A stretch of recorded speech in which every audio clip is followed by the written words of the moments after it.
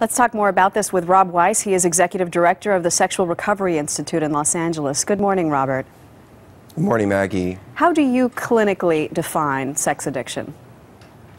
Well, the living of a double life is one way to really define sex addiction. So when someone is publicly portraying themselves in one way and then living very, very differently on the side, very, very differently in secret, and living and holding that double life, that is a really clear sign of an addictive process going on. There are reports this morning that Tiger Woods had been prescribed Vicodin and Ambien, and that the morning of his accident he went to the hospital with a reported overdose of these drugs. The doctor in the piece that we just heard said that chemical addictions and sexual addictions often go hand in hand. Now, we want to be very careful not to diagnose Tiger Woods. None of this has been confirmed, and you have not treated him specifically for anything, but you believe that he shows the telltale signs of sex addiction?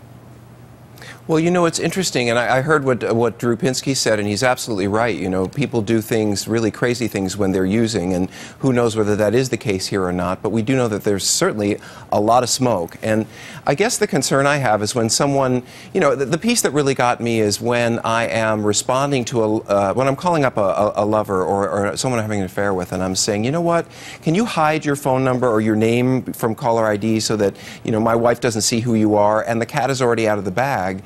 You know, that really raises a question for me. Why not call a partner and say, you know what, it's over, we're in trouble here, I want to be faithful to my wife, let me work on this, not let's hide it better.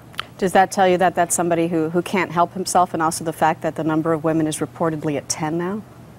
Well, that, you know, how many women there are is, you know, certainly in question. I mean, if you can put your kid up on a balloon to get on TV, you might say you slept with Tiger Woods. So, you know, I don't know how many women are actually really, but the reality is that there's a lot of secrets in this family, and it's causing pain in this family. I mean, having someone go to the hospital in the middle of the night, that's really not a surprise in these circumstances. We did see someone go to the hospital in the middle of the night early this morning, but we don't know if this is related, and we should also point that out.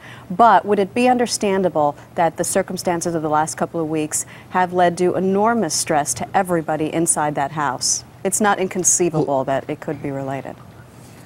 You know, Maggie, it just feels like there's this hot bubble of secrets that's already sort of blowing open, and it's been closed for a very long time. And when that happens, as Drew Pinsky said, when those secrets start to come out and that honesty really needs to be called for, that's when people can really be in the most pain. And it sounds like that's really going on. All of us. I mean, you know, we've lost one of our heroes in a way. Certainly. It's not been a good story to report at all. Robert Weiss, Executive Director of the Sexual Recovery Institute, thank you very much. My pleasure.